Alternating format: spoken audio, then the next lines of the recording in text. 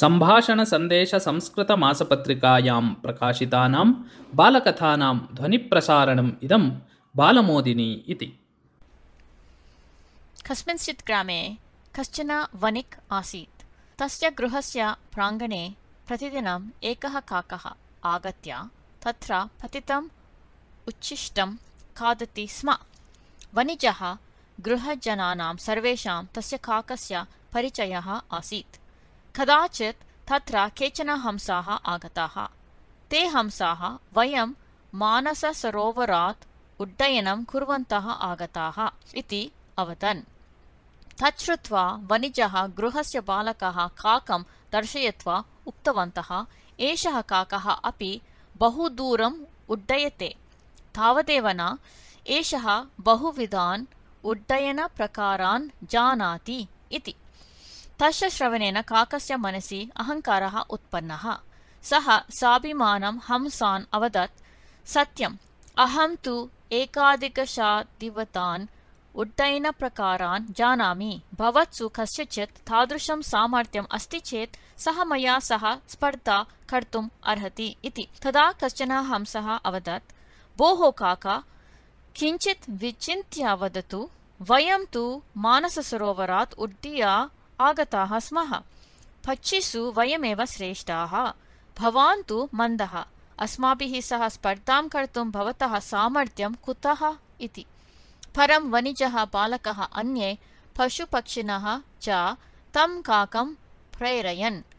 गर्विष्ठः काकः हंसेन सह स्पर्धार्थं सन्नतः जातः। हंसः काकश्च उड्डयनम् आरब्धवन्तौ। अन्ये सर्वे अधः स्थित्वा तयोः प्रोत्साहनं कृतवन्तः। केचन तेन काकेन सह किञ्चित् दूरम् उड्डीय तस्य उत्साहं वर्धितवन्तः। तस्मात् प्रोत्साहितः काकः स्वसामर्थ्यस्य कौशलस्य च प्रदर्शनाय भिन्नप्रकारेण उड्डयनम् अकरोत्। हंसः तु समानगत्या उड्डयते स्म। तत् दृष्ट्वा सर्वे चिन्तितवन्तः यत् हंसः पराजयं प्राप्नोति इति। ततः हंसः सागराभिमुखः जातः। तमेव अनुसरन् काक अपि सागरस्य उपरि उड्डयनम् आरभत। किन्तु किञ्चित् कालाभ्यन्तरे सः श्रान्तः जातः। अनभ्यासेन सुदूरडयनेन च तस्य शरीरे स्वेदः उत्पन्नः। परन्तु परितः सम्पूर्णतया जलराशिः। दृष्टिः यावत् दूरं प्रसारिता चेदपि असीमः जलराशिः दृश्यते स्म। तस्मात् भीतः काकः चिन्तितवान् यत् मम मरणं निश्चितम्। अस्मिन् सागरे बहवः जलचराः जीवन्ति। ते पतितं मां खादन्ति इति। इदानीं तु उड्डयनार्थं तस्य शरीरे शक्तिः एव नासीत्। पक्षयोः ऊर्जा समाप्ता। श्वासः अवरुद्धः। अनन्तो गत्वा काकः पराजयम् अङ्गीकृतवान्। सः हंसं मम प्राणान् रक्षतु इति प्रार्थितवान्। करुणालुः हंसः काकं स्वस्कन्धयोः उपरि स्थापयित्वा प्रत्यागच्छत्।